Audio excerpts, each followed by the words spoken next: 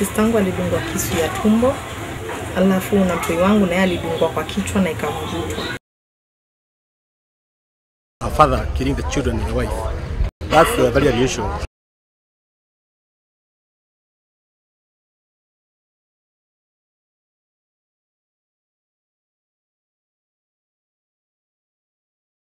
Some of the stories that have left the country in shock. Makosa ambayo imewafanya wafe sio yao na hatujui ni ya nani. We will demand thorough investigation into this matter. These innocent lives have been caught in family feuds, and unfortunately these tussles, more often than not, have led to life being snuffed out of them. Why is a society turning on the very beings that are supposed to act as a reminder of the innocence and simplicity of life? We're becoming a society that is very impatient and with very low tolerance level to frustration. Maybe because life now is extremely fast-paced and we all have set for ourselves very, very high targets and standards and expectations that we are struggling to meet. And so anything that comes in the way is possibly interpreted as a block. And I don't know how to be a little patient or how to try and navigate. Eric must have been very bitter about the wife who resisted going back to her house. 2 weeks ago, a man in Umoja Phase 2 killed his wife, his son and niece, and later took his own life after a domestic quarrel.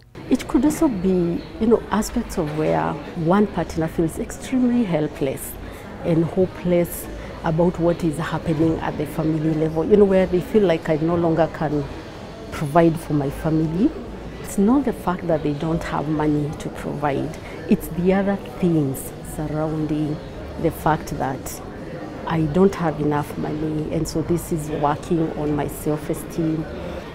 And it could also be, the fact that people basically don't even know how to manage their anger.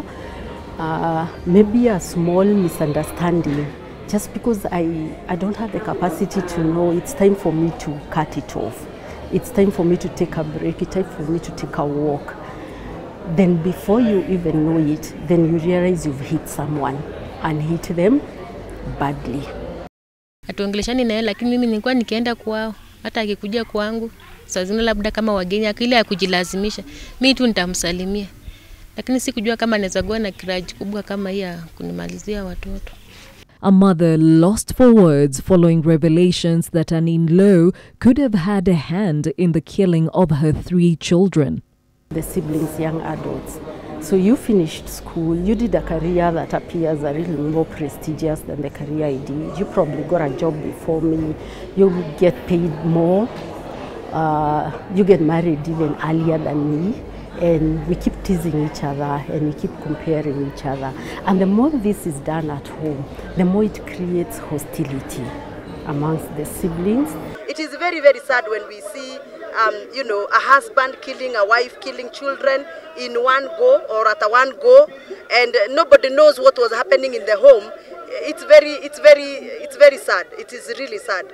Sometimes you see this person just simply doesn't have the capacity, maybe because of their mental status at that point, to be able to set aside the differences and to be able to even look at every individual member in that family and just validate them.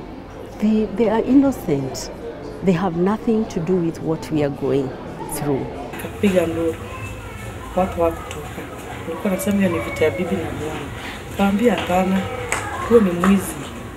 Sasa nilitamka jina mwizi, ndio watu walitoka kwa wingi. You live in a neighborhood and you know your neighbor, every so often they are fighting about one thing or another. You hear children screaming, you see children being mistreated, and a lot of hostility and brutality toward children. What are we doing about it? And our silence perpetuates this behavior, and it's what leads to what we are seeing today. Gladys Gachanja, NTV.